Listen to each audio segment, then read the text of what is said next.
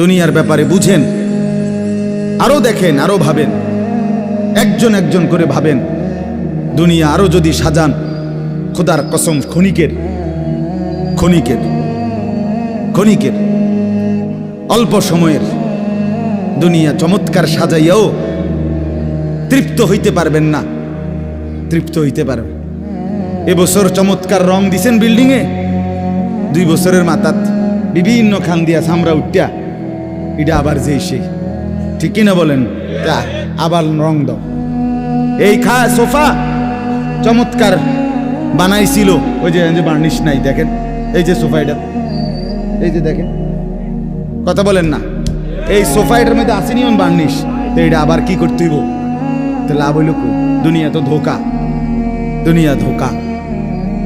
এই সৌন্দর্যময় চেহারা নারী 30 বছরের ব্যবধানে উনি বুড়ি, আর কেউ ফিররা এদিকে ফিরা সেফ হালায় না। আজ যেই যুবতী, যেই বেহায়া নারী, বেপর্দা মহিলা বাজারে বাজারে ঘুরতো, যৌবন, আরে সেটা তার সম্পদ না, তারটা হইলে তো নিজের হইলে তো সে কখনোই বুড়া হইতো না। আল্লাহ তাআলা বলছে, আমি যখন যৌবন শেষ করে দিলাম, তো এখন আর কোন পুরুষ তার দিকে ফিররা থুতুও বালায় না।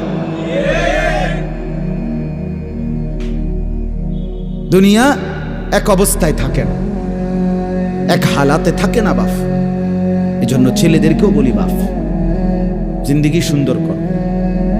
তোমার এই হাসি থাকবে না, তোমার এই সুস্থ সুন্দর সুঠাম দেহ থাকবে না। আন্তরিকতা নিয়ে শুনলে, নিজের ভিতরে নেক মানসিকতা যদি থাকে, গ্রহণ করার মানসিকতা, তাহলে অল্প কথা তো ফায়দা হয়। আর গ্রহণ করার মানসিকতা না থাকলেও 50 বছর শুনলেও গুনার অভ্যাস ছুটে না। দেখেন না, 70 বছরের বুড়া মানুষ চা দোকানে টেলিভিশন দেখে, তাহলে এত বড় বুড়ো মানুষ, মুরব্বী, উনি এখনো যদি বিড়ি খায়, সিগারেট খায়, এখনো যদি চা দোকানে টেলিভিশন দেখে, তো ওনার এই মন্দ অভ্যাস, বদ অভ্যাস কত বছর পরে ছুটবে? উনি আরো কয়শো বছর বাঁচলে গিয়া বুঝবে এটা গুনাহ। আর ওনার আর মেয়াদ আছে কি? এই জন্য বললাম, আপনি খবর নিলে দেখবেন 30 বছর মসজিদে আসা যাওয়া করে ঠিকই, তো যথাযথ আন্তরিকতা, দিলের মধ্যে আখেরাতের কোনো মানসিকতাই নাই, নিজেকে বদলানোর অনুভূতিই নাই, ফিকিরে নাই, সোজা কথা। পরকাল বলতে কিছু, এখন যা আছি তাই। এখন সুখে থাকলে সুখী দুনিয়া, এখন দুঃখে থাকলে দুঃখী। জিফুত যদি ঠিকমতো খানা খাদ্য খাওয়ায় খুশি, ঠিকমতো খানা খাদ্য নাই দুঃখী। এই মানে দুনিয়া পেলে খুশি, দুনিয়া না পেলে দুঃখী। লাভ লোকসান, আয় ব্যয়, হিসাব কিতাব, সুখ আনন্দ, দুঃখ বেদনা, হাসি কান্না, আবেগ অনুভূতি, সবটাই শুধুই দুনিয়াকে কেন্দ্র। এখানে কি পেলাম? এখন কি পেলাম? এখন কি পেলাম? ইনহিয়া ইল্লা হায়াতুনা দুনিয়া নামুতু ওয়া নাহইয়া। আল্লাহ তাআলা বলেন, নাফরমান আর পাপীদের জীবন কেমন হয়? কোরআনে আল্লাহ বলছেন, তাদের অবস্থা হয় এমন যে তারা বলে জীবন কেবলই দুনিয়াটা, আর কোথাও জীবন নেই, আর কিছু নেই। নামুতু ওয়া নাহইয়া, এখানেই মরবো, এখানেই বাঁচবো। অমা নাহনু বিমাবউসিন। আল্লাহ বলেন, নাফরমানদের দিলের মধ্যে এই বিশ্বাস যে আমাদেরকে পুনরায় কোথাও উঠানো হবে না। আল্লাহ যে বলছেন হাসরের ময়দানে তোমাদেরকে উঠানো হবে, সুম্মা ইন্নাকুম ইয়াউমাল কিয়ামাতি তুবআসুন। আল্লাহ তাআলা বলেন, তোমাদের প্রত্যেককে কিয়ামতের দিন হাসরের মাঠে তোলা হবে। আল্লাহ বলেন, বেঈমানের দিলে এটা থাকে না। তার কথা হলো প্রাপ্তি অপ্রাপ্তি, লাভ লোকসান, ভালো মন্দ, হাসি আনন্দ, দুনিয়া। ছেলে বিদেশ থেকে টাকা পাঠাইতেছে, খুশি। ছেলে বিদেশ থেকে টাকা টুকা ঠিক মতো দেয় না বা কামাই রোজগারি কম, জিজ্ঞাসা করবেন কেমন আছেন, কি এর বালা, আমরা আর বালা কি, হ্যাঁ কি সমস্যা কি তা চাচা, এ ফোলাগারে কত ঋণ ফিন কইরা সুদে টাকা নিয়া কিস্তিতে টাকা লইয়া বিদেশ পাঠাইছি, তেয়ন টাকা পয়সা পাঠায় না, আর বালা কি। তাহলে উনি দুঃখী কেন, টাকা নাই, আবার টাকা পাঠাইতেছে মাশাআল্লাহ, পান খাওয়ার স্টাইলই আলাদা, চা খানার ঢঙে আলাদা, কথাবার্তার স্টাইলই ভিন্ন। কেমন আছেন, আসি আল্লাহর রহমতে, আপনাকে দোয়ায়, 10 জনের দোয়ায় আল্লাহ ভালোই রাখছে। কেমনে ভালো, এতে আল্লাহর রহমতে টাকা পাঠায়, আমরা তার মা আমি আমরা মিল্লা খাইয়া পইরা ভালো আছি। তাহলে ভালো থাকে দুনিয়া ভালো থাকবে, ভালো নাই দুনিয়া ভালো না থাকে, আখিরাত কবর মৃত্যু পরবর্তী জিন্দিগি, সের জন্য কি ব্যাপার, তার জন্য কোনো আলোচনা লাগবে না, এর জন্য কোনো কথা নাই। তাইলে কারো মধ্যে এই আলোচনা নেই, স্বামী স্ত্রী পরস্পরের আলোচনা, এই ঘর সংসার বাজার, খাট ফার্নিচার ভালো, সোফা, হ্যাঁ আসবাবপত্র গহনা অলংকার, এই নিয়েই পেরেশান, এই নিয়ে জিন্দিগি এর মধ্যেই আবদ্ধ। তো আখিরাত তাহলে কার জন্য, পরকাল কার জন্য? আমরা মুসলমান, আমরাই যদি পরকাল না চিনি না বুঝি, আমাদের উচ্চারণে, আমাদের অনুভূতিতে, আমাদের আচরণে, আমাদের কথাবার্তা উঠা বসার মধ্যেই যদি পরকালের কোনো নমুনা দেখা না যায়, তো হিন্দু বৌদ্ধদের মধ্যেই দেখা যাবে। কথা উত্তর দেন। কবর হাসর আখেরাতের চিহ্ন ভেসে ওঠার কথা চালচলনে মুসলমানদের মধ্যে না কাফেরদের মধ্যে? মুসলমানদের মধ্যে। কথা তো ছিলই। আল্লাহর প্রিয় বান্দারা, অসংখ্য আল্লাহর নেক বান্দাদের জীবনে আছে, রাত্রিতে ঘুমাইতেন না। জিজ্ঞেস করতে কেন ঘুমান, বলছে জাহান্নামের ভয় ঘুমাতে দেয়, কবরের ভয় ঘুমাইতে দেয়। হযরত আবু বকর সিদ্দিক রাদিয়াল্লাহু তাআলা আনহুর মতো সাহাবী আফসোস করে বলতেন, হায় আমি যদি একটা গাছের পাতা হতাম, আমাকে যদি একটা চতুষ্পদ জন্তু, গরু কিংবা ছাগল, সেই পাতাটা যদি খেয়ে ফেলত, অর্থাৎ আমি যদি মানুষ না হতাম। অথচ কি পরিমাণ আমলের অধিকারী ছিল। হযরত ওমর রাদিয়াল্লাহু তাআলা আনহুর চেহারা, কপালের দুই পাশ থেকে লম্বা অঝরে কান্নার কারণে দাগ পড়ে গেছিল।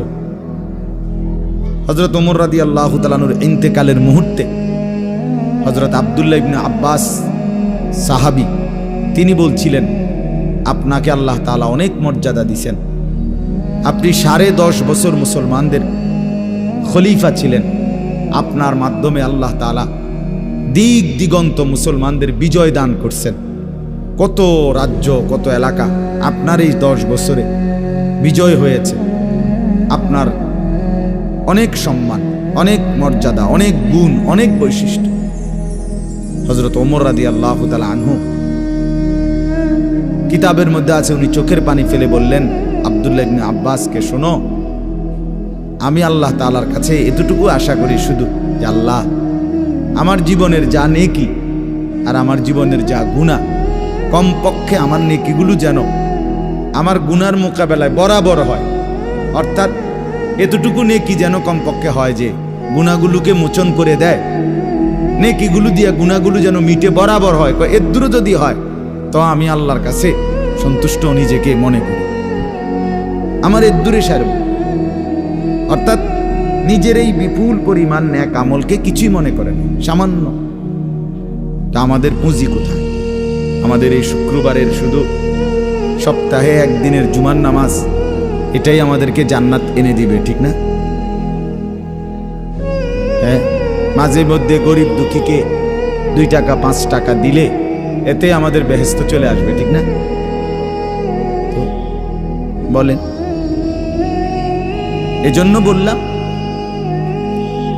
আমরা প্রত্যেকে আন্তরিকতা নিয়ে ভেতরে যারা মনোযোগ দিয়ে শুনেন, দেখবেন আমার আপনার ভেতরে যদি অনুভূতি তৈরি হয়, ভাবনা তৈরি হয়, ফিকির আসে, লাভ।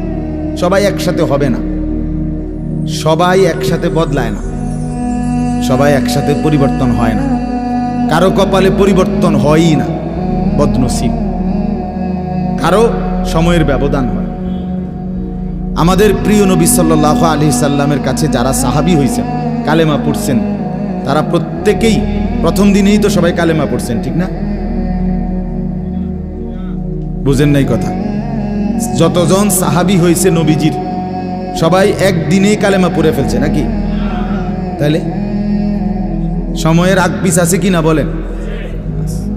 কেউ প্রথম দিন কালেমা পড়ছে, কেউ 21 বছর পরে কালেমা পড়ছে, কেউ 22 বছর পরে কালেমা পড়ছে। তো যিনি 23 বছরের মাথায় কালেমা পড়ছে তিনিও কামিয়াব, যিনি প্রথম দিন কালেমা পড়ছে তিনিও কামিয়াব, সৌভাগ্যবান। এজন্য বুঝ আসবে, এর মধ্যে আকপিস হবে। সবাই একই দিনে জোনায়েদ বাগদাদি হবে না, সবাই একদিনে বাইজিদ বোস্তামি হবে না, সবাই একদিনে রাবেয়া বসরি হবে না। সময়ের ব্যবধান হবে, আকপিস হবে, এবং কারো কপালে হেদায়েত জুটবেই না। ইন্নাকা লা তাহদি মান আহবাবতা। আল্লাহ তাআলা আমাদের নবী সাল্লাল্লাহু আলাইহি সাল্লামকে বলছেন, আপনি খুব চাইলে, ভালোবাসলে আপনি নিজে কাউকে হেদায়েত দিতে পারবেন না, সেখানে আমি কি? কথা বলেন না? সেখানে আমাদের কোনো পাত্তা আসেনি কোনো? খুদ রসুলকে আল্লাহ বলছে, হে নবী আপনি চাইলে হবে না, আমি চাইতে হবে। ওয়ালাকিন্নাল্লাহ ইয়াহদি মান ইয়াশা, বরং আমি আল্লাহ যাকে চাই আমি তাকে হেদায়েত দান করি। তাহলে মূলত হেদায়েত দেয় কে? ফয়সালা কার হাতে? আমার বলা, আপনার শোনা কোনোটাই মূল বিষয় না। মূল বিষয় হলো এটা একটা উসিলা ধরা, কিন্তু মূল ফয়সালা কার হাতে? ওয়ালাউলা ফাদলুল্লাহি আলাইকুম ওয়া রাহমাতু মাজ। এই বেটা, মোবাইল না ধরতে মানা করছি। সুন্দর করে বললে হয় না, অনেকের খাসিয়ত এতটাই যে ধমক না দিলে, কথা বুঝছেন না, এটা তার একটা তবিয়ত হয়ে গেছে। না আমারে এমনি করলে আমি বুঝতাম, আমার ধমকাইতে বদ অভ্যাস। মানে জিন্দিগির একটা মিনিট লজ্জা শরম কিচ্ছুর কোনো ধার ধারে না। ছেলেরা মোবাইল ছাড়া 1 মিনিট থাকতে রাজি। এবারে মা দেখুক, নাহলে বাফে দেখুক, নাহলে হুজুর দেখুক, নাহলে একবারে আব্দুল কাদের জিলানি দেখুক, আমার এতে কোনো অসুবিধা নেই। আমার দরকার মোবাইল। মোবাইল আছে, আমি আছি, খালাস। আমার জিন্দিগির এবার ইজ্জত থাক বা না থাক, আমার চরিত্র থাকুক বা না থাকুক, আমার আল্লাহ খোদা আখেরাত পরকাল কিচ্ছু না থাকুক, আমার মোবাইল আছে, খালাস, আমার জিন্দিগি সার্থক। এই হলো জিন্দিগি, মানে জীবনটাই মোবাইল, মোবাইলটাই জীবন। বেঁচে আছে মোবাইল টিপবার জন্য, মোবাইল বানানো হয়েছে তার কাছে পৌঁছবার জন্য। আজ ছেলেদের হালাত, মানে বেঁচেই আছে এটার জন্য, বেঁচেই আছে। জিন্দিগিটাই এটার সাথে সম্পৃক্ত, জীবনটাই এটার সাথে। পৃথিবীতে কোনো যুগে, মনে রাখবেন এই পৃথিবীর ইতিহাস এটা, পৃথিবীতে কোনো যুগে একসাথে সম্মিলিতভাবে যুব সমাজ এত বেশি গাফেল, অকর্মণ্য, অপদার্থ কোনো যুগে হয় নাই একসাথে। এখন যেটা আগে একটা সমাজে, একটা এলাকায় বখাটে দুশ্চরিত্র একজন ছিল, দুইজন ছিল, চিহ্নিত, কথা বোঝেন নাই, চিহ্নিত, তারে মানুষে চিনত, তে সুর, গ্রামে চুক্তি হয়তো একজন, তে একটু খারাপ, তার লগে মিশ্র না। কিন্তু এখন ভদ্রঘরের ছেলে, স্বাভাবিক ঘর থেকে বের হইছে মুসলমানের ছেলে, দিনের পর দিন, রাতের পর রাত এক ওয়াক্ত নামাজ পড়ে না। এতে মা বাবারও কোনো আফসোস নাই, এলাকাবাসীরও কোনো আফসোস নাই, পাড়া মহল্লার সর্দার মাতব্বর কারো কোনো আফসোস নাই, কারো মুখে এই নিয়ে কোনো আলোচনা নাই যে কি আমগো এলাকার যে ফুলাফাইন্ডি এগুলা যে কোনো নামাজই পড়ে না, আমগোর সামনে দুষ্টামি করে, হাঁটাহাঁটি করে, আমরা কি এটা বলতে পারি না? এই অনুভূতিটুকু পর্যন্ত লোপ পাইছে। আহ, এত দুর্ভাগ্য মুসলমানের ইতিহাসে আর কখনো হয় না। বেনামাজি আগেও ছিল, কথা বোঝেন নাই, বেনামাজি আগেও ছিল, কিন্তু এতটা গাফেল আগে ছিল, মা বাপ এত অসচেতন আগে ছিল। আমার মনে আছে আমরা প্রাইমারি স্কুলে হিন্দু স্যার জমের মতো ভয় পাইতাম, হিন্দু মাস্টার, কিন্তু ভীষণ ভয় করতাম। স্যারে দেখলে মাইরা লেবে, এতটা ছিল একটা সময়। কত আজ থেকে 500 বছর আগে, ঠিক না? আমার বয়স ধরেন 500 বছর, আমি আদি যুগের মানুষ, এরম নি তো। আমার বয়স 42 বছর রানিং, শুরু হয়েছে 41 শেষ হয়েছে, তাহলে 30 বছর আগের কথা। আমার পড়ালেখার প্রাইমারি ছোটবেলার জীবন 30 বছর আগের কথা না, 30 বছর আগে। তাহলে এই জন্য বললাম জিন্দিগিটা মোবাইলটার উপরে তুলে দিস, হাসি কান্না আনন্দ বেদনা, হাসলে কাশলে, পেশাব পায়খানা টয়লেট বাথরুম, হ্যাঁ, হোটেল রেস্তোরাঁ পার্ক, যেখানে যখন যাবে 24 ঘন্টার মেন কাজ আগে একটা ছবি উঠানো, এরপরে বাকি কাজ। আমি সেদিন ওই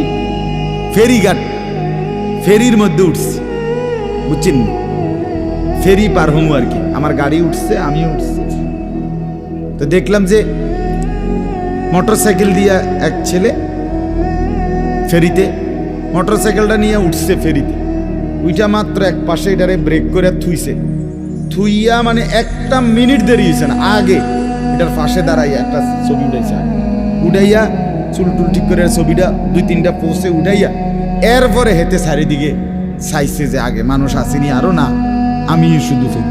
মানে তার প্রথম দায়িত্ব কি উঠানো, ছবি উঠানো। তাহলে কি পরিমাণ ছাগল মানুষের বাচ্চা পরিণত হয়েছে বুঝতেছে। তুমি মোটরসাইকেলের লগে খাড়াইয়া ফেরির মধ্যে ছবি উঠাইয়া ফেসবুকে দিলা, তোমার এটা কোন ছাগলে দেখবো? এটার মধ্যে দেখার কি আছে? মোটরসাইকেল কি বাপ দাদা 14 গোষ্ঠী কেউ চালাইছে না? কথা বলেন না কেন? তো তুমি এটা কিটা দিয়ে আইলা, কি দেখুন কি আছে? মোটরসাইকেলে কি আশ্চর্য আর তুমি কি আশ্চর্য? কথা বলে এমন যদি হইতো যে আমি চাঁদের দেশে গিয়ে মাত্র মোটরসাইকেলটা থুইয়া এখন চাঁদের দেশের থেকে একটা কি দিছি, মাশাআল্লাহ ভালো কথা তো বেড়া, চাঁদের দেশে মোটরসাইকেল চালায়, এটা একটা বিশেষ কিছু হইতে পারে। কিন্তু এনতে রোডেতে চালাইয়া গিয়া ফেরি উঠছে, এটার মধ্যে আশ্চর্যের কি আছে? মানে রুচির দুর্ভিক্ষ, রুচিহীনতা, মন মানসিকতা একদম নিচে নেমে গেছে, একদম অনুভূতি বিবেক লোপ পেয়ে গেছে, মা বোনদের বেহায়াপনা চূড়ান্ত সীমায় নেমে গেছে। মহিলারা পুরুষ সামনে দোনো পাশে ডানে বামে হাঁটতে উঠতে লড়তে দৌড়তে কোনো লজ্জাবোধ করে না। কি বেড়ার গাত লাগে না, বেডুইতের গাত লাগে না, অটোর গাত লাগে না, সিএনজির গাত, এত সময় নাই, পুরো ব্যস্ত। বাজার মার্কেটিং, দোকান কেনাকাটা, আফসোসের। মানে এটাই বললাম আমি, একসাথে সবাই, অধিকাংশ বেশিরভাগ অধপতন একসাথে মুসলমানের সমাজে 1450 বছরে আর কখনো এতটা ছিল না। অল্প অল্প ছিল, অল্প অল্প, একজন দুইজন। বেপর্দা নারী, বেহায়া মহিলা, লজ্জা শরম কম, এরম বেডি ছিল একজন দুইজন, 2 গ্রামে 4 গ্রামে। কিন্তু মা বোনদের এখন বাজার আর মার্কেটিং দেখলে মনে হয় না আপনি জিগাইয়ের খবর লইতে বোঝে আপনি বাইক থাকেন কোন টাইমে,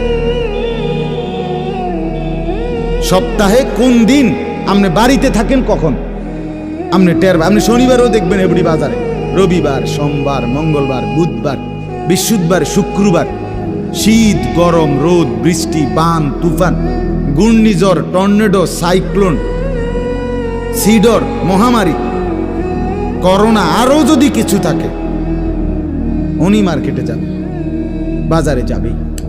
আহা, আফসুসের ব্যাপার, আফসুসের ব্যাপার, আফসুসের ব্যাপার। আমরা অতিরিক্ত আত্মবিস্মৃত জাতি হিসেবে পরিগণিত হচ্ছি।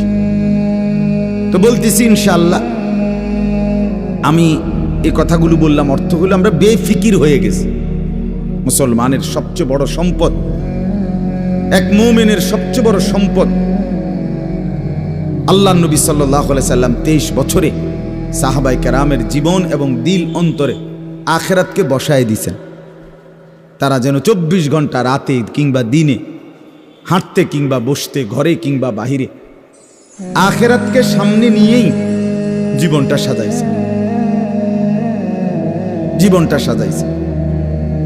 কোরআনুল কারীমের শুরুতে আছে সূরা বাকারার মধ্যে আল্লাহ তাআলা বলেন, অবিল আখিরাতি হুম ইউকিনুন। মুত্তাকি বান্দা কারা? কোরআন থেকে হেদায়েত পাবে কারা? কোরআন বুঝবে কারা? আল্লাহর পক্ষ থেকে হেদায়েত পাবে কারা? আল্লাহ বলেন এই গুণ যাদের, তাদের মধ্যে একটা হলো যারা আখিরাতের ব্যাপারে ইয়াকিন রাখে। ইয়াকিন শুধু বিশ্বাস না, বিশ্বাসটা একদম দিলের মধ্যে ইয়াকিন। আগুন জ্বালাইয়া ফেলে, এটা শুধু আমাদের ধারণা না, এটা আমাদের ইয়াকিন। ঠিক কিনা বলেন না? পানি ডুবাইয়া ফেলে, এটা আমরা শুধু ধারণা করছি না, বিষয়টা আমাদের এটার মধ্যে দিলের মধ্যে কি আছে? ইয়াকিন আছে। বরফের মধ্যে ঠান্ডা লাগে, এটা আমাদের ধারণা না, এটা আমাদের কি? ইয়াকিন। তার চাইতে বেশি ইয়াকিন আল্লাহ বলে যার অন্তরের মধ্যে আখিরাতের ব্যাপারে, সে মুত্তাকি, সে আমি আল্লাহর পক্ষ থেকে হেদায়েত প্রাপ্ত, সেই সফল, সেই জান্নাতি। ইয়াকিন পর্যায়ে থাকতে, মানে 1 সেকেন্ড আমি যদি দুঃখে পড়তে পড়তে পড়তে জীবনের কোনো চাওয়া পাওয়া পূরণ নাও হয়, কিচ্ছু জীবনের আশা, কত সময় কত কিছু চাইছি, কিছুই পূর্ণ হইল না, খোদার কসম তবুও বিশ্বাস করতে হবে আল্লাহই সত্য, আখিরাতই সত্য। আবার পেতে পেতে আমি যদি গোটা দুনিয়াও পেয়ে যাই, তবুও আমাকে বিশ্বাস করতে হবে এটা স্থায়ী না, এটা কিছুক্ষণের, আমার আল্লাহই সত্য, আখিরাতই সত্য। যার কারণে সাহাবায়ে কেরামের মধ্যে যারা প্রচন্ড গরিব ছিলেন, ওনারাও শতভাগ বন্দিগি করছেন। সাহাবায়ে কেরামের মধ্যে যারা ভীষণ ধনী ছিলেন, তারাও শতভাগ বন্দিগি করছে। হযরত ওসমান রাদিয়াল্লাহু তাআলা আনহু ধনী ছিলেন। হযরত আব্দুর রহমান ইবনে আউফ রাদিয়াল্লাহু তাআলা আনহু অনেক বড় ধনী ছিলেন। 100 উট ওই জামানায়, নবীজির জামানায়, নবীজির ইন্তেকালের পরে এক সালানে 100 উট বোঝাই মাল হযরত আব্দুর রহমান ইবনে আউফের মদিনার বাজারে সালান ঢুকতো, পাইকারি মাল আসতো 100 উটে করে। সেই যুগ, আজ থেকে 1300 বছর 1400 বছর আগে। আপনি বলেন তো কি পরিমাণ ধনী ছিলেন তিনি। একদিন শুধু হযরত আয়েশা রাদিয়াল্লাহু তাআলা আনহা, নবীজির স্ত্রী, বলছিলেন, আব্দুর রহমান, তোমার এই বিপুল মাল, এগুলার হিসাব দিতে দিতে তুমি তো হাসরের ময়দানে ফুলসিরাত পার হতে গিয়া তোমার কোমর বাঁকা হয়ে যাবে। আমরা কিতাবে পড়ছি সাহাবী আব্দুর রহমান ইবনে আউফ, ওনার উট 100 উটের মাল মদিনার বাজারে পাইকারি চালান নামাইতেছিল। তখন উনি এই সময় শুনছে এই কথাটা ওনার কানে আসছে, সাথে সাথে সবাইকে ডেকে বলছে, ব্যবসায়ীদেরকে, বাজারের লোকদেরকে, তোমরা সবাই সাক্ষী থাকো। আমি আব্দুর রহমান আল্লাহকে কসম করে সাক্ষী রেখে বললাম, এই 100 উট বোঝাই মাল সহ আমি আল্লাহর রাস্তায় সদকা করে দিই। বিনিময়ে তবুও আমি কিয়ামতের দিন আখিরাতে ফুলসিরাত বাঁকা হয়ে পার হইতে চাই না, সোজা হইয়া পার হইতে চাই। আখিরাত হারাইতে চাই, পরকাল হারাইতে চাই না। দুনিয়া হারাই ফেললাম, দুনিয়া হারিয়ে ফেললাম।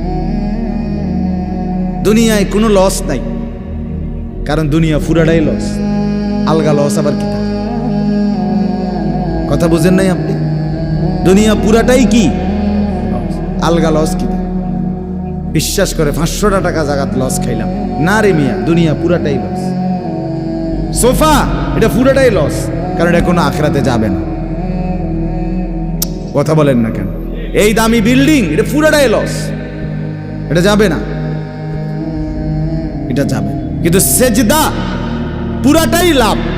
এটা একটা সেজদা দুনিয়াতেও কল্যাণ আনবে, আখিরাতেও জান্নাত আনবে। এটা লাভই লাভ, এটা লাভই লাভ। এজন্য সবাইকে বললাম, শুনেন সবাই, কিন্তু সবাই বদলায় না কা, এটা আপনার ভাবার দরকার। আপনি বদলাবেন কিনা সেটা ভাবার দরকার।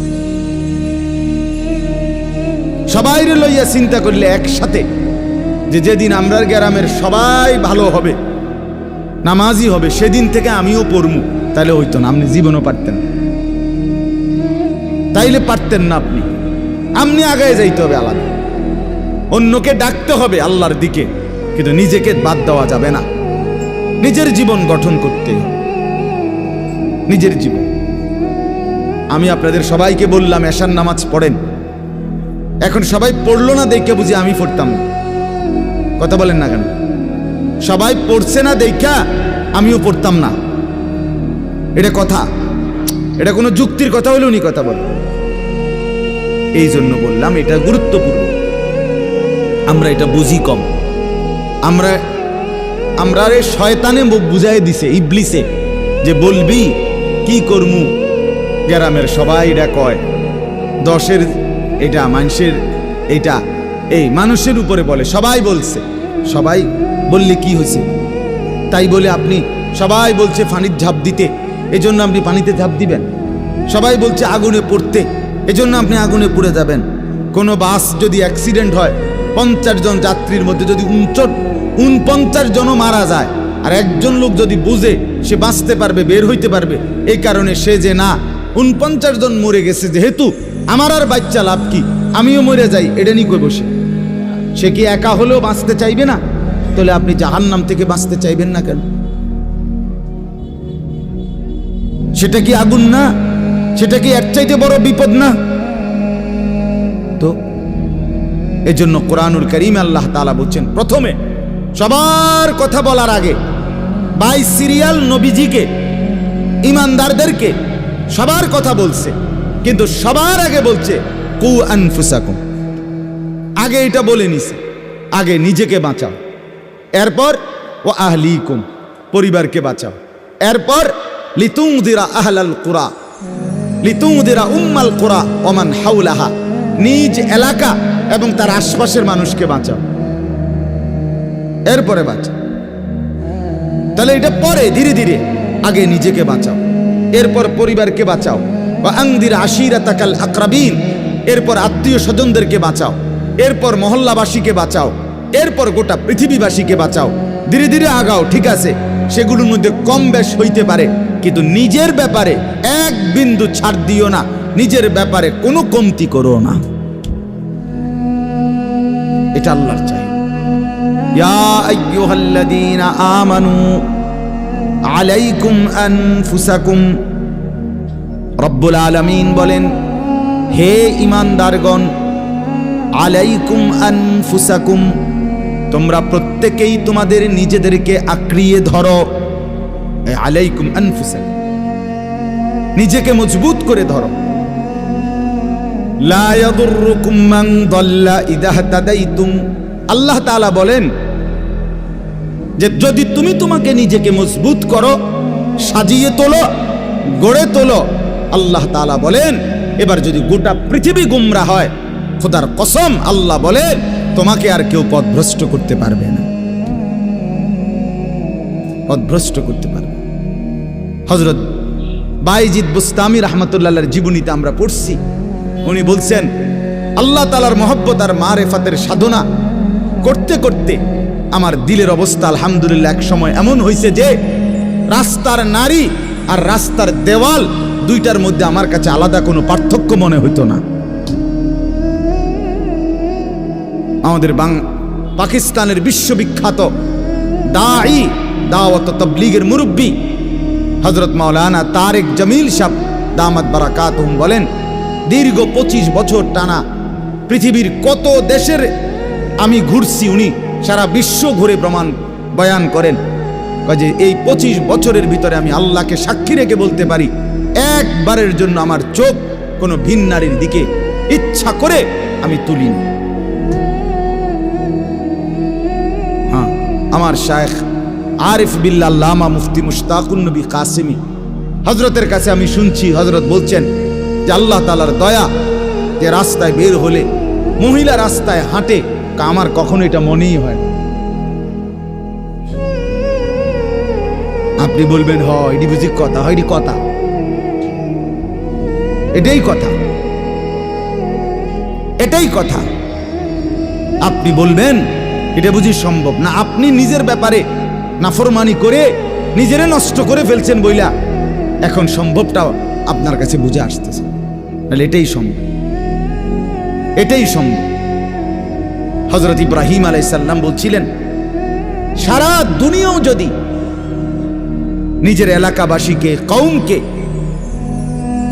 নমরুদকে, সবাইকে বলছে হে আমার জাতি, তোমরা যদি প্রত্যেকেই একটা একটা মূর্তি সাথে করে বগলের তলে আইনা আমার সামনে স্তূপ দাও, তাহলে এই লক্ষ মূর্তিও যদি আমার সামনে আইনা থও আর এটার উর্ফে যদি আমারে দাঁড় করাও স্তূপের উপরে, হযরত ইব্রাহিম বলছিলেন খোদার কসম আমি সেই মূর্তির স্তূপের উপরে দাঁড়িয়েও বলবো লা ইলাহা ইল্লাল্লাহ,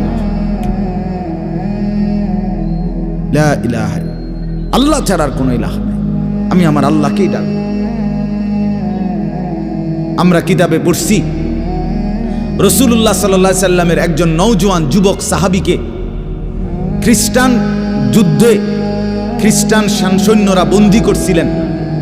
খ্রিস্টান সেনাপতি এতটা সুন্দর ছিলেন, উনি নিজের মেয়েকে বিয়ে দেওয়ার জন্য খ্রিস্টান সেনাপতি ওই যুবক সাহাবীকে প্রস্তাব দিছিলেন, তুমি আমার ইসলাম ছেড়ে খ্রিস্টান ধর্ম গ্রহণ করো, আমার সুন্দরী রূপসী কন্যা তোমাকে বিয়ে দেব।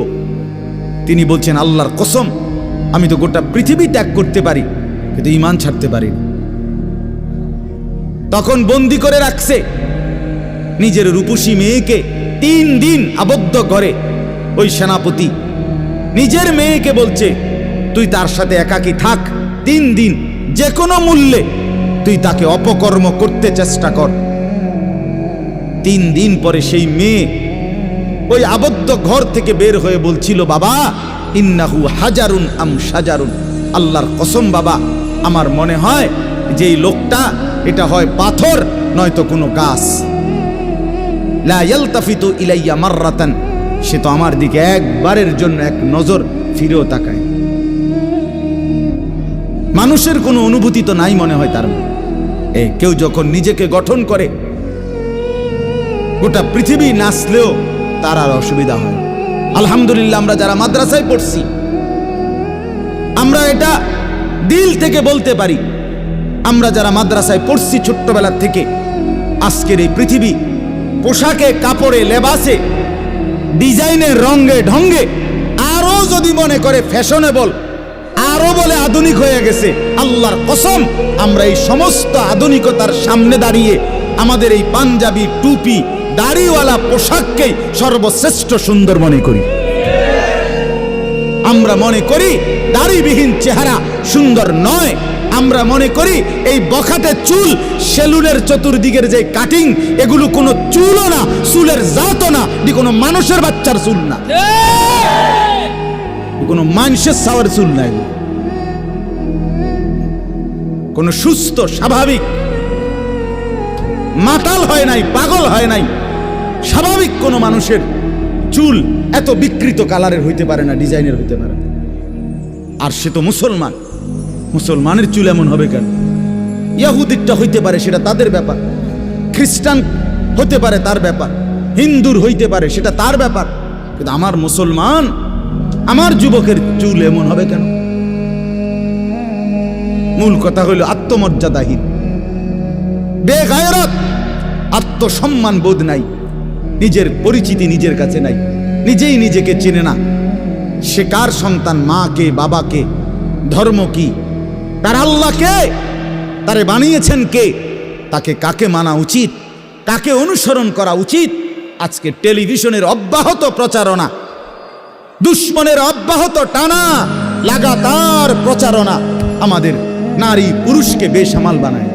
সবাই মিলে পাগল যে কাফেরের মতো সাজো, দুশ্মনের মতো সাজো, ইহুদির রঙই রং, খ্রিস্টানের সাজে সাজ, কাফের বেঈমান নাস্তিক মুরতাদ, তাদের রং ঢং, তাদের চুল, তাদের লেবাস, তাদের জামা, তাদের শাড়ি, তাদের গহনা, তাদের প্যান্ট, তাদের লেবাস, তাদের পোশাক, এটাই সৌন্দর্য, এটাই আকর্ষণীয়। এটা হলো মূলত রুচিহীনতা, বিকৃত মানসিকতা, আত্মসম্মান বোধ, আত্মপরিচয়হীন ব্যক্তির পরিচয়। যে নিজেকে চিনে না, যে জানে না আমি চিনি আলহামদুলিল্লাহ, আমার আল্লাহ আছে, আমার একজন রসুল আছে, আমার একটা কিতাব আছে, আমার একটা ধর্ম আছে, আমি কেন অন্যের পোশাক পরব, আমি কেন অন্যের রঙে সাজবো? আমি কি ফকির? কথা বলেন না কেন? আমি ফকির নাকি বেটা? আমি তোরটার মতো মানবো কেন? আমার আল্লাহ আছে না, আমার রসুল আছে না, আমার লক্ষ চাইতে বেশি সাহাবী আছে না, আমার আউলিয়ায়ে কেরাম আছে না, ওলামায়ে কেরাম আছে না। তাইলে এজন্য দয়া করে প্রত্যেকে ফিকির করে, আত্ম উপলব্ধি বড় নিয়ামত, বড় নিয়ামত।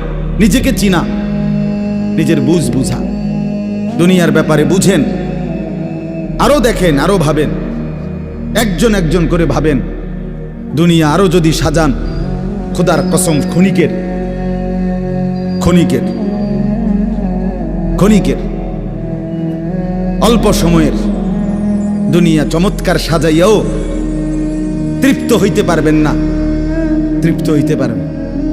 এবছর চমৎকার রং দিছেন বিল্ডিং এ, 2 বছরের মাথাত বিভিন্ন খান দিয়া সামরা উঠিয়া এটা আবার যে সেই, ঠিক কিনা বলেন? তা আবার রং দাও। এই সোফা চমৎকার বানাইছিল, ওই যে বার্নিশ নাই, দেখেন এই যে সোফা, এটা এই যে দেখেন, কথা বলেন না, এই সোফা এটার মধ্যে আসেনি এমন বার্নিশ, তো এটা আবার কি করতে হইব? তো লাভ হইল কই? দুনিয়া তো ধোকা, দুনিয়া ধোকা। এই সৌন্দর্যময় চেহারা নারী 30 বছরের ব্যবধানে উনি বুড়ি, আর কেউ ফিররা এদিকে ফিরা সেফ হালায় না। আজ যেই যুবতী, যেই বেহায়া নারী, বেপর্দা মহিলা বাজারে বাজারে ঘুরতো, যৌবন, আরে সেটা তার সম্পদ না, তারটা হইলে তো নিজের হইলে তো সে কখনোই বুড়া হইতো না। আল্লাহ তাআলা বলছে, আমি যখন যৌবন শেষ করে দিলাম, তো এখন আর কোন পুরুষ তার দিকে ফিররা থুতুও বালায় না।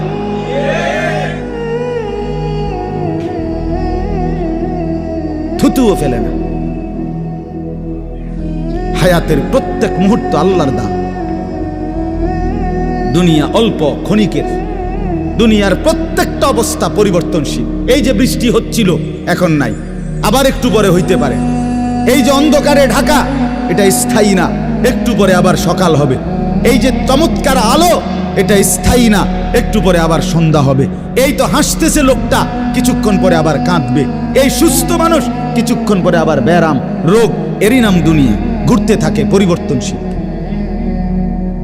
স্থায়ী না, অল্প সময়, অল্প সময়। দুনিয়া অল্প কিছুক্ষণের, আখিরাত স্থায়ী। মৃত্যু পরবর্তী জিন্দেগি স্থায়ী, সেটা হবে। এটা যেহেতু হইছে, ওইটাও হবে। এটা যিনি নিয়ন্ত্রণ করে, সেটাও তিনি নিয়ন্ত্রণ করে। আমাদের কারো ইচ্ছায় সন্ধ্যা হয় না, আমাদের কারো ইচ্ছায় ভোর হয় না। তাহলে বোঝা গেল আলাদা কেউ নিয়ন্ত্রণ করে, তিনিই বলছে আখেরাত হবে। কাজে এটা যেহেতু হইছে, সেটাও হবে। কথা বলেন না কেন? হ্যাঁ,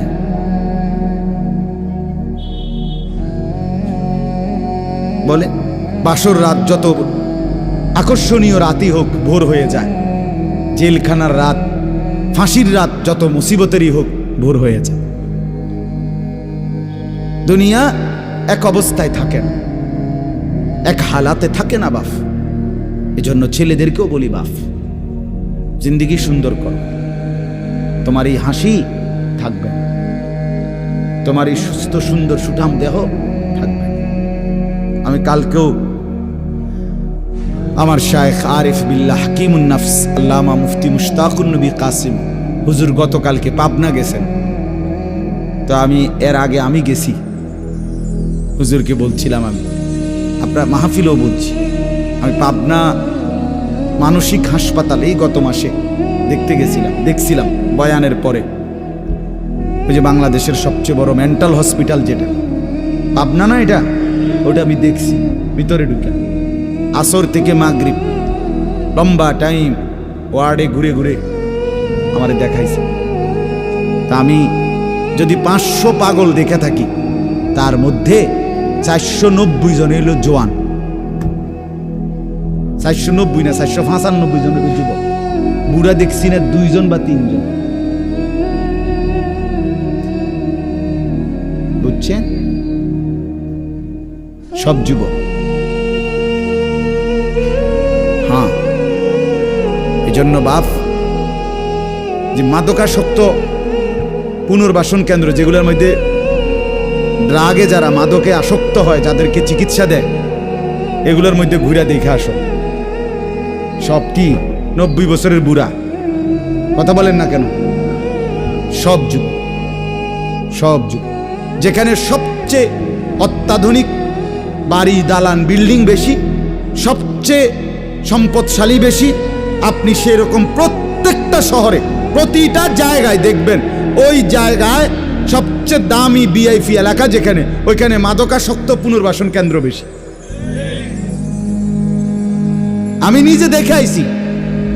আমাদের কুমিল্লাতেও সবচেয়ে গুরুত্বপূর্ণ, সবচেয়ে বেশি এলিটরা যে জায়গায় থাকে, আমি নিজে ওইখানে বয়ানে যতবারই গেছি, যে দিক দিয়ে তাকাই দেখি মাদকাসক্ত পুনর্বাসন কেন্দ্র বেশি।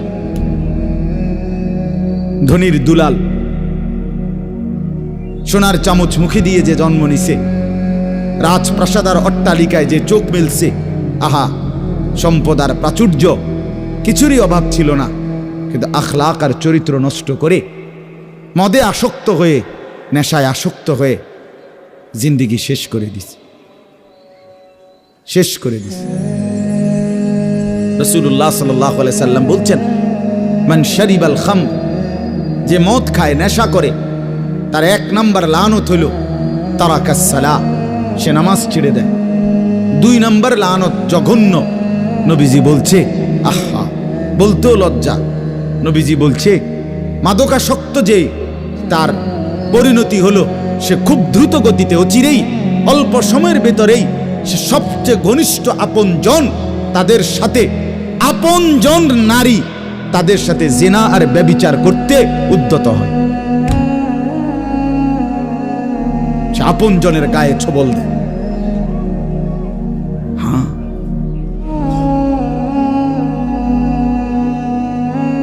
এজন্য জিন্দেগি গঠন করা, দুনিয়া নিয়া খুব বেশি মাতামাতি চলতেছে, খুব বেশি।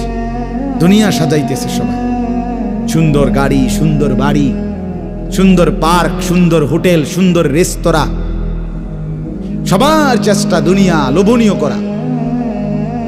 একটা বোরখা গায়ে দিবে নারী, এইটার উপরে সে ডিজাইন করতে করতে, এটারে আর বোরকার মেন যে অস্তিত্ব এটার নাই। এটার মধ্যে এই পরিমাণ রং রং লাগাইছে, এবারে এটার মধ্যে বোরকা কোনটা এটার খুঁজে পাওয়া যায়। অসভ্যতা, মানে একটাই মাকসাদ, নিজের দেহ দেখাও, আবার কাপড়ের রং ঢঙও দেখাও। তাহলে হায় বোন, তোমার পর্দা কোনটারে বলে? তাইলে পর্দা কোনটাই বল? যদি বেড়াই ঘাস খায় তো সেই বেড়া দিয়ে লাভ কি? যদি বোরকাই রঙ্গিলা হয়, বোরকার মধ্যে যদি ফুল টুল লাল নীল রঙ্গিলা হয়, তো সেটাও তো পুরুষ লোভের দৃষ্টিতে দেখবে, তো ঢাকবে কি? কে কারে ঢাকে তাইলে বলে? এজন্য দয়া করে প্রত্যেকেই, ছেলেদেরকেও বললাম, বাবাদেরকেও বললাম, মা বোনকেও বললাম, প্রত্যেকে দুনিয়ার মোহ কমা। দুনিয়া অল্প কিছুক্ষণ। দুনিয়া কতক্ষণ বলেন না? আখিরাত স্থায়ী। আখিরাত স্থায়ী, দুইটা মিলান একসাথ করেন। দুনিয়া বাদ দিতে বলি না, দুনিয়া বাদ দিয়েন না। বাজার আমরাও করি, দুনিয়া বাদ দিতে বলি নাই, আখিরাত বাদ দিতে নিষেধ করছি। দুনিয়া বা অনেক মানুষের কইলে কয়, হ্যাঁ তাহলে কি এ হুজুরগো কথা দইরা বাজার সদাই আয় রোজগার ইনকাম সব থুইয়া আল্লাহ বিল্লাহ করতে বললো নাকি? আমনের এটা আমরা কইছিনি কোনোদিন। তাহলে আপনি এই ফাজিলি কথা বললেন কেন বলেন? আখিরাত মানে কি? জঙ্গলে চলে যাওয়া। আখিরাত মানে কি? সুন্দরবনে চলে যাওয়া। আখিরাত মানে কি? পাহাড়ের উপরে উঠে যাওয়া। তো তাইলে আপনারা বাদ দিতে বলছে কে? স্ত্রী, পুত্র, পরিজন, ছেলে মেয়ে, বাজার, ব্যবসা সবই আছে, কিন্তু সাথে আল্লাহকে রাখেন, আখিরাতকে রাখেন, পরকালকে রাখেন, বাজারও করেন, নামাজও পড়েন। কথা বলেন না? হাসি আনন্দ মজাকও করেন, আল্লাহকে সেজদাও করেন। স্বামী স্ত্রী সংসার করেন, আল্লাহকে সেজদাও করেন। রাসূলুল্লাহ সাল্লাল্লাহু আলাইহি সাল্লাম, তার একসাথে 9 জন স্ত্রী ছিল, 9 জন বিবি ছিলেন আল্লাহ পাকের অনুমতিতে একসাথে। তো তিনি প্রতি রাত্রে পৃথক পৃথক সিরিয়াল করা রুটিন মাফিক স্ত্রীদের কাছে রাত থাকতেন। কিছুটা সময় স্ত্রীকে সময় দিতেন, বাকিটা সময় তাহাজ্জুদের নামাজে আল্লাহ তাআলার জন্য সারা রাত দাঁড়িয়ে থাকতেন। দাঁড়িয়ে থাকতেন। নবী সাল্লাল্লাহু আলাইহি সাল্লাম কি আহার করে নাই? নবী সাল্লাল্লাহু আলাইহি ওয়াসাল্লাম কি সংসার করে নাই? নবী সাল্লাল্লাহু আলাইহি সাল্লামের কি সন্তান ছিল না? কথা বলেন না কেন? নবী সাল্লাল্লাহু আলাইহি ওয়াসাল্লামের খায়বারের মধ্যে নবীজির নিজের খেজুরের বাগান ছিল। রাসূলুল্লাহ সাল্লাল্লাহু আলাইহি ওয়াসাল্লামের শস্য আপনার খেজুরের বাগান ছিল। তাইলে আল্লাহ নবী সাল্লাল্লাহু আলাইহি ওয়াসাল্লাম দুনিয়া বাদ দেন নাই। সাহাবায়ে কেরামের অসংখ্য সাহাবী তারা বাজার করতেন, ব্যবসা করতেন, তরি তরকারির চাষাবাদ করতেন, খেজুরের বাগান করতেন, আঙ্গুরের বাগান করতেন, তারপরে আখিরাতের বন্দিগিও করতেন। তাকে বাদ দিতে বলছে কেউ আপনাকে? আমরা বললেই উল্টা কথা কয়, উল্টা মাইতো না চাই। হুজুরের এত কথা ধরলে আর চলন যাইতো না। আর না, আপনি একটা চলিন হইয়া গেছেন, আর আমরা হইতে রয়েছি সবাই। আমনে গেল ভাত খান, আমরা 3 বেলা চিরা খাই ভিজাইয়া। এজন্য দয়া করে আখিরাত বাদ দিয়েন না, আখিরাতকে মিলান।